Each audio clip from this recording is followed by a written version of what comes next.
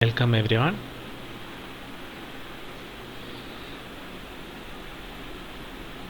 Until last class, we have been discussing about the concept of shares, how the company raise capital by the issue of shares, what are the means through which the shares are issued, and we have discussed some of the methods through which the shares are offered to the public.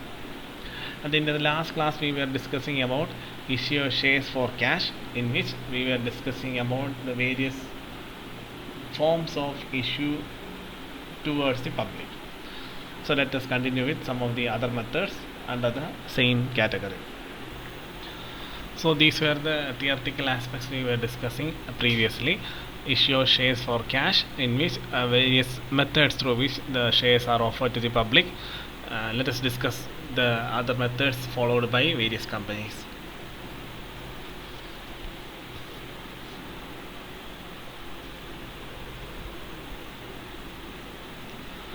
Next one, right issue.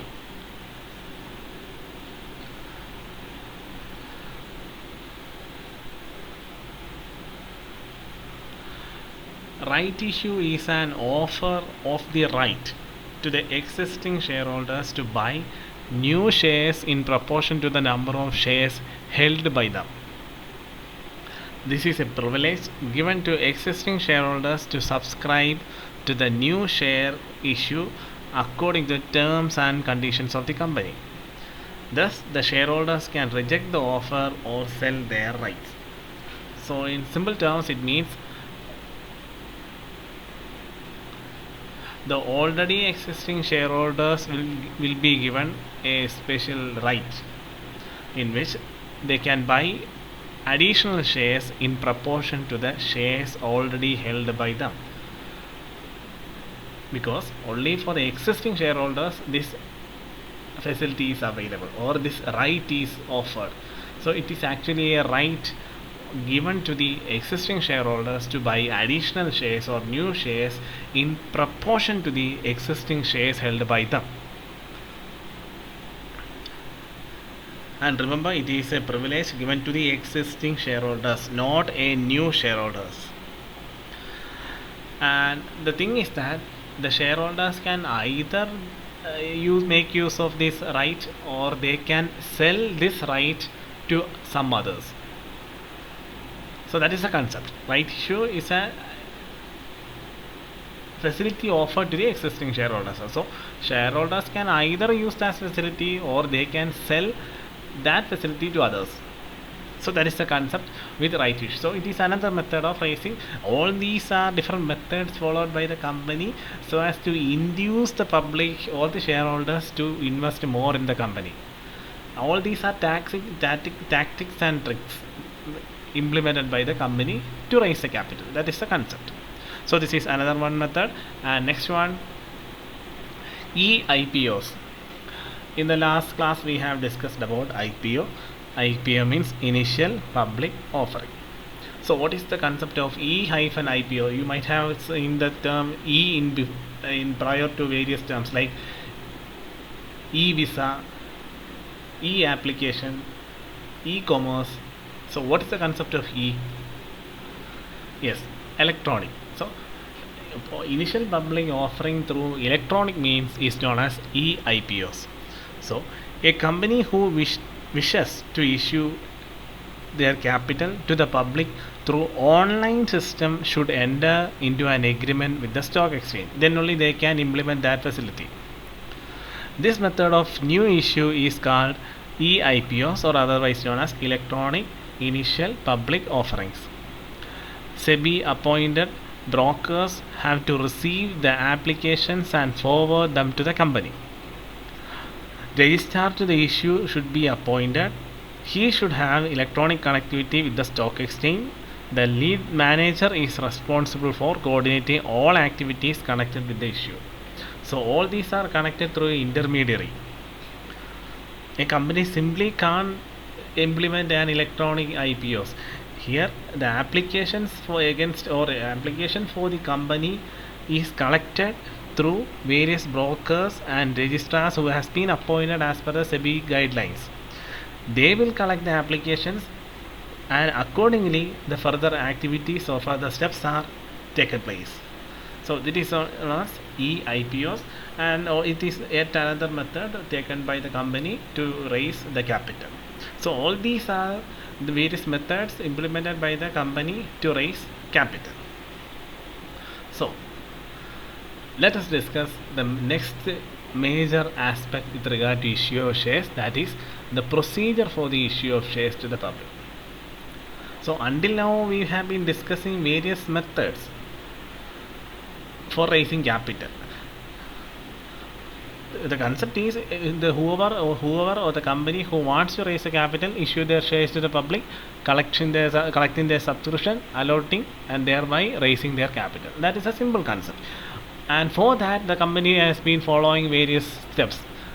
Those were the steps which we had discussed. Now next one, what are the procedure or steps that has to be followed in each stage from the initial issue of prospectus or initial advertisement of their shares until the final collection of funds from the public. So for that there are some procedures or steps with regard to that. It's very important, and let us discuss the procedure for the issue of shares to the public. It begins with first one, issue of prospectus.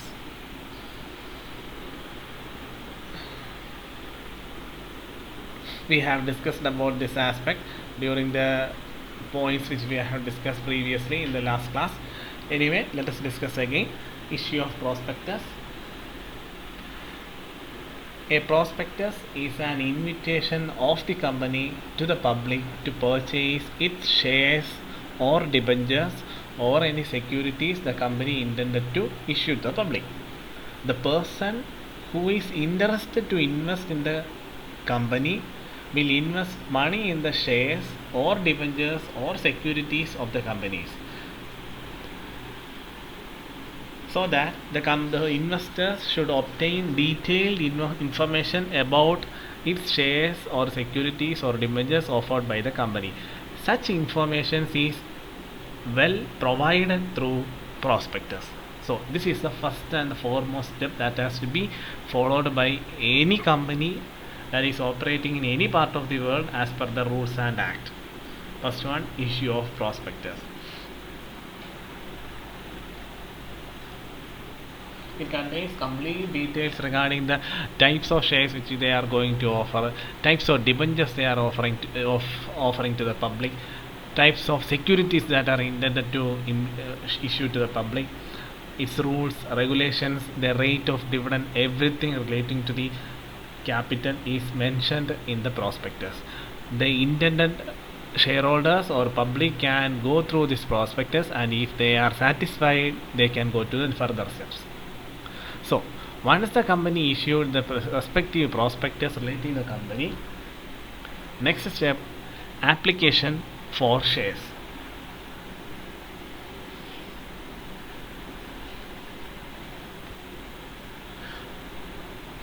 Those who wish to subscribe or purchase the shares of the company submit application for shares along with the required application money to the bankers of the company. It is the board of directors who fix the amount of application money.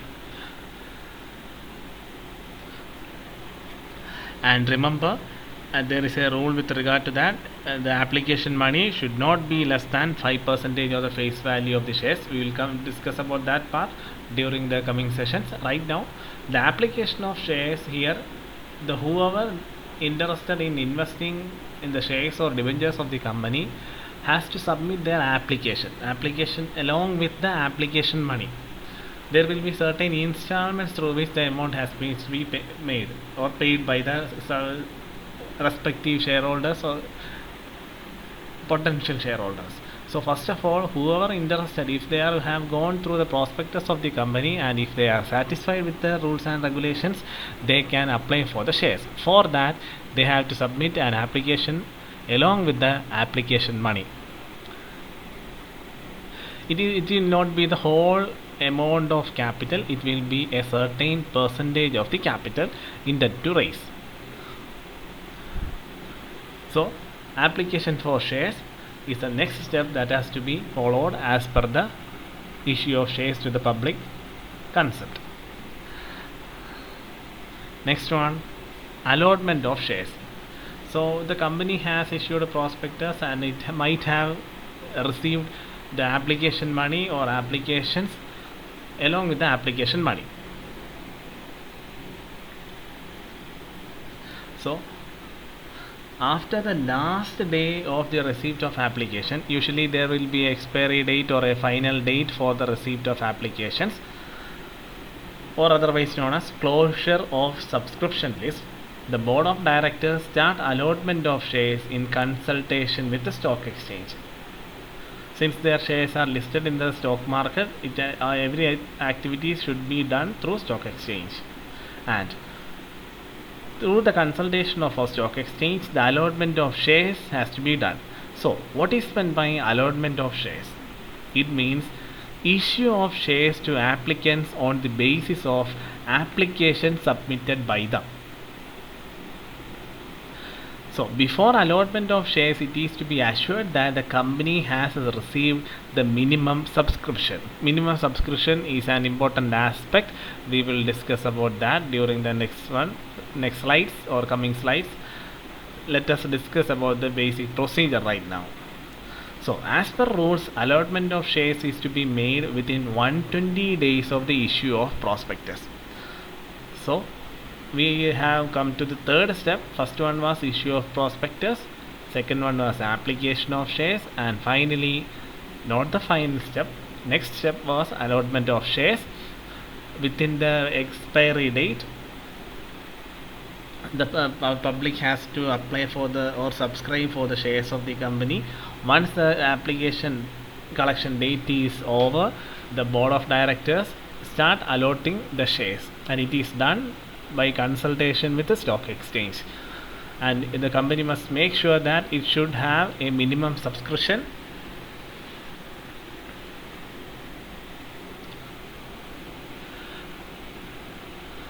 and as per the rules, it should be made within 120 days of the issue of prospectus. So the simple concept with regard to allotment of shares is that I might have issued a prospectus for collection of capital from the public, and in simple terms we can say I hold 100 shares and I made a prospectus and offered to the public that I am intending to have 100 shares, and whoever intended to buy my shares can invest in the shares of the company, and I will give such and such dividend. That is the concept. So I will get applications for my 100 shares, and the thing is I right now have 100 shares and I might get application money for more than that, because if the people are interested in investing in shares of my company, they might apply more. So allotment of shares means the persons who have subscribed for the shares of my company, I have to allot shares. That is the concept of allotment of shares.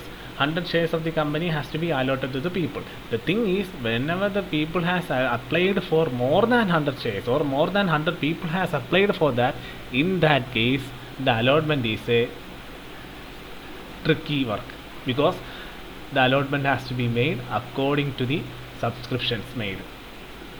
So sometimes we have to reject some of the application, or sometimes we might have a deficit in applications. That depends upon situations. Anyway, allotment of shares means many have applied for the shares, and in allotment of shares we will allot to who applications was collected. So next step,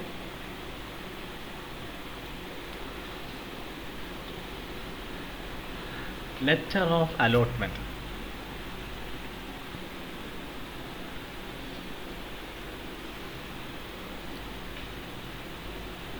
The next stage in the issue of shares is dispatching the letter of allotment to those applicants to whom shares has been allotted. But at the same time, a letter of regret is also sent to whom no shares are allotted. I have mentioned that in the next previous explanation, if I own a company and I intended to raise capital, I have 100 shares, and after the issue of prospectus I found that I have received more than 100 applications. So can I provide my 100 shares to more than 100 applications? No, I can't. So I might issue shares accordingly. We will come to that part during the discussion of practical cases, because it's an adjustment situation when we receive more than application and than the shares held by or shares intended to issue. So we will discuss that part during the practical case. So in the letter of allotment, once the allotment is made, the letter of allotment will be sent to whom shares will or shares are going to allot, and a letter of regret will be offered to those applicants whose application was rejected. So that is known as letter of allotment. Once the letter of allotment is sent to the respective applicants, next step is making of calls. Making of calls means, in simple terms, we are collecting money from whom the shares were allotted. So don't think that in the collection of subscription stage we didn't collected all the capital intended to raise. We were collecting only a part of the capital. In making call situation or making call step, we are going to collect the entire amount of capital. So making calls means the call is a demand made by a company on its members to pay the whole or part of the unpaid amount of shares held by them. The company can collect money due from members in 2 or 3 installments. Usually it will be 2 or 3, sometimes in rare cases it will be 4 installments. Anyway, there are names for the various installment. One is first call, second call, sometimes in some rare situation there will be third and final call. Final call is given to the last call, and it will be called as, if there are three calls or 3 installment, we will mention it like this: first call, second call, third and final call. So these are the steps or procedures through which the company has to go through in order to issue their shares to the public and raise capital.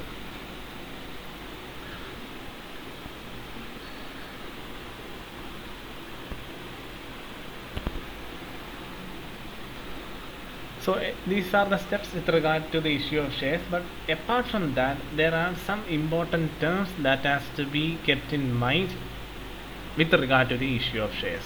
So let us discuss those terms. Important terms or aspects relating to the issue of shares. Minimum subscription.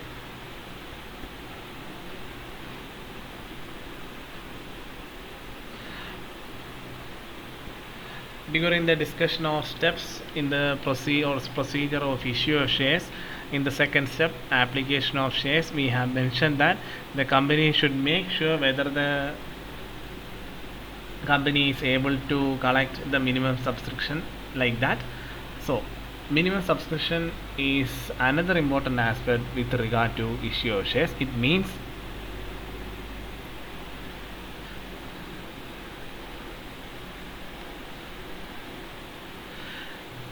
the minimum amount of capital which must be subscribed by the public before a public company can allot shares.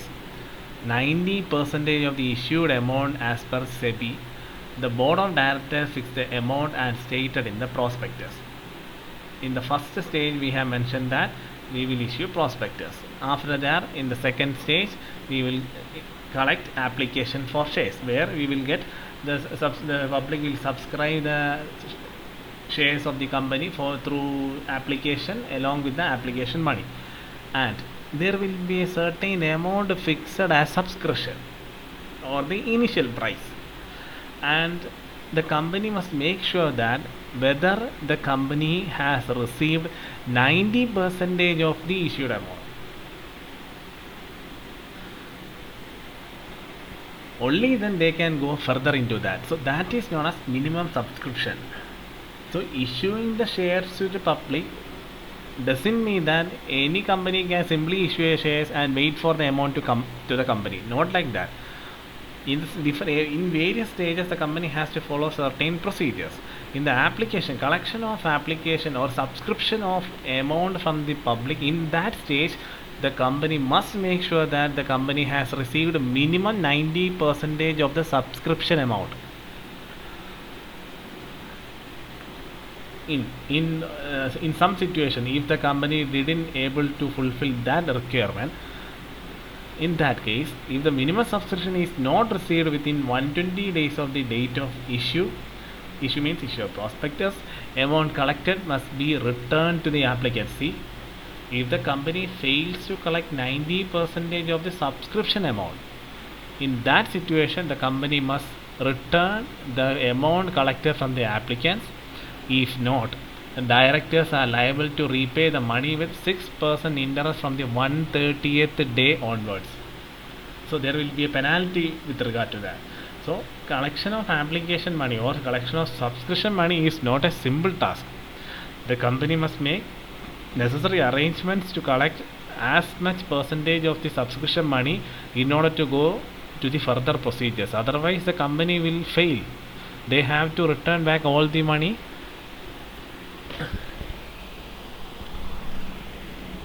they have collected.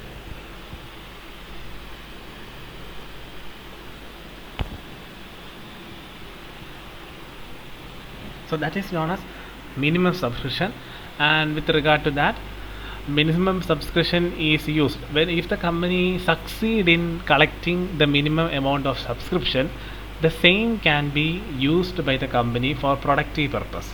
So these are the purposes for which the minimum subscription can be used. It doesn't mean that the company can use the minimum subscription for anything, any purpose of the company. It's not like that. These are the purposes for which the minimum subscription can be used. First one, purchase of a property. If the company wants to purchase a property, the company can use the minimum subscription for that. To meet preliminary expenses and as working capital. Sometimes the company has to face various types of preliminary expenses like commissions, rent, interest, like that. In such situations, the company, if they are in short of cash or working capital, they can use the minimum subscription to meet preliminary expenses.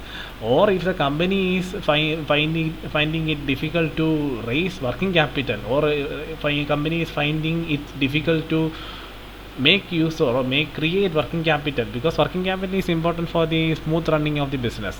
So if the company fails to raise sufficient working capital, in such situations minimum subscription can be used in the place of working capital.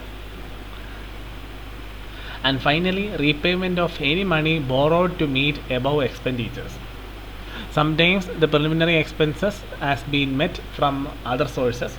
In that case, the minimum subscription can be used to meet the amount borrowed from other sources, because once the amount is borrowed from other sources, the company has to repay. So such repayment can be made out of minimum subscription.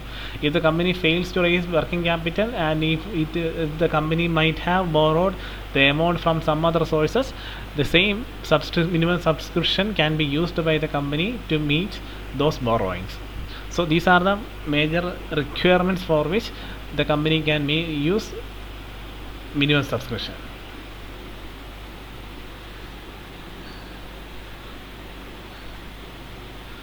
Next one, types of allotment. During the discussion of procedure or steps in the issue of shares, we have discussed about the allotment of share in the third step, that is, if sufficient subscription amount has been received from the public, the board of directors can allot the shares to the potential subscribers. So there are different types of allotment that are implemented by the company. So let us discuss that. First one, firm allotment.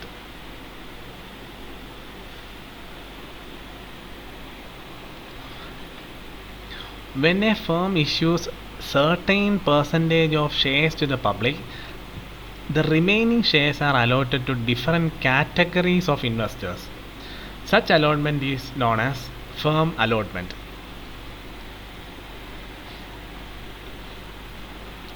Usually shares of the company may be subscribed by the general public. So a certain percentage of the shares offered to the public. Apart from that, a certain portion will be offered to some other category of investors. That activity is known as firm allotment. So instead of offering to the public, a certain percentage is offered to the certain investors. So who are those investors? As per the SEBI guidelines, everything works to the SEBI guidelines. No company can do anything overruling the rules and regulations of SEBI.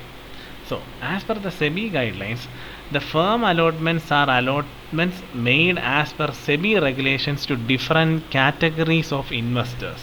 So, let us discuss some of the different categories of investors to whom the firm allotment is made.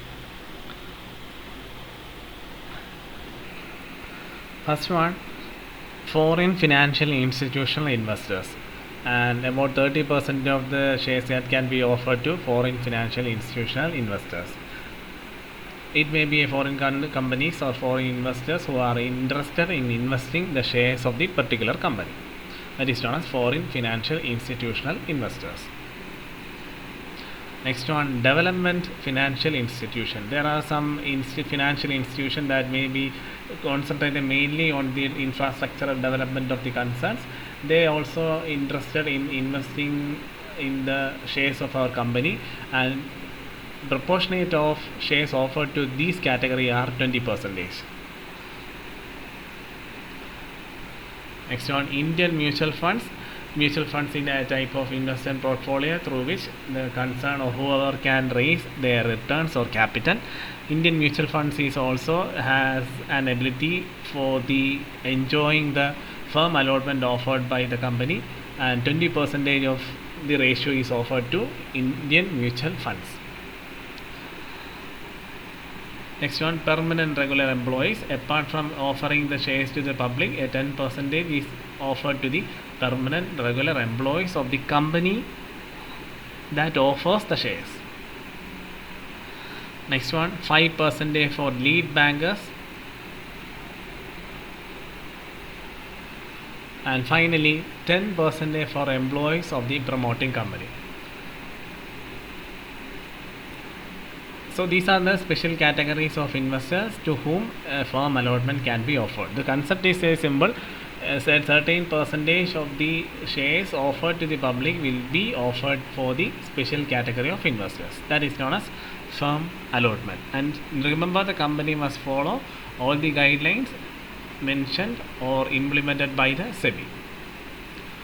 Next one, preferential allotment. Preferential allotment is a type of allotment, is one that is made at a predetermined price to the pre-identified people, such as promoters, venture capitalists, financial institutions, buyers of company products or its suppliers who wish to take a strategic stake in the company. That is known as preferential allotment. As the name itself suggests, preference is given to a certain category of investors to whom shares are allotted. That is known as preferential allotment. So who are those preferential allotted investors? Promoters. Promoters means one as an individual or a group of person who work for the promotion of the company. Next one, venture capitalists, a type of capitalists who intended to invest in capitalistic ventures. Financial institutions may be a bank or any sort of financial institution that supports companies and buyer of companies products or its suppliers. So these are the special category of persons to whom preference is provided during the time of allotment. That is known as preferential allotment.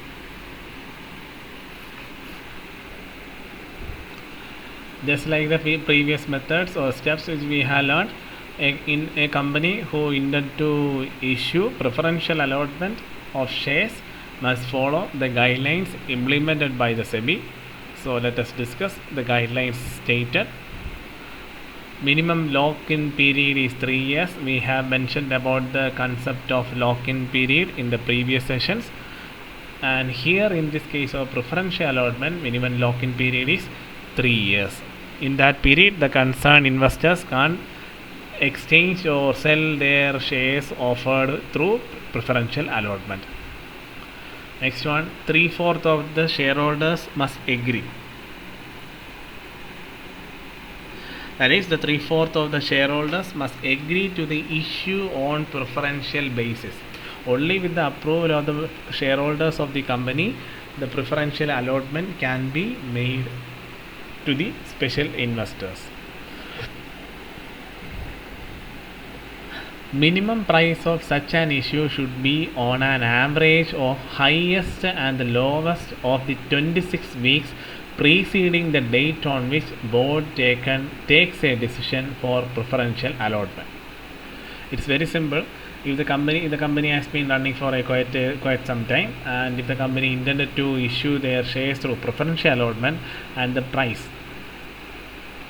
for that particular shares offered to preferential allotment should be fixed on the base of the mathematical concept that it should be the average of the value of shares for the last 26 weeks, considering the highest value during that 26th week and the lowest value during that 26th week. So taking the average for the previous 26 weeks from the date on which the board takes a decision for preferential allotment, and that particular average value should be the price of the shares issued to this preferential allotment. If the preferential allotment comes to more than 15% of the equity, an open offer is mandated by the SEBI. Sometimes whoever intended to buy through preferential allotment, it might be go beyond 15%. In that case, the open offer should be done by the company. Otherwise, the company can't issue their shares through preferential allotment. And finally, no maximum price is fixed, but SEBI examines it as high price in preferential allotment impacts the market price. That is, the SEBI has found that if the price of the preferential allotment increases beyond a certain limit, the market price of the shares will have a considerable effect. So it is better to curtail the price within a certain limit. So these are the certain guidelines with regard to preferential allotment, and all these are the theoretical aspects with regard to issue of shares. So go through all these theoretical aspects. We will discuss about further aspects relating to the practical side of the issue of shares in the coming sessions. Until then, go through all these theoretical aspects. If you have any queries, please let me know. We will continue with the rest of the portions in the coming sessions.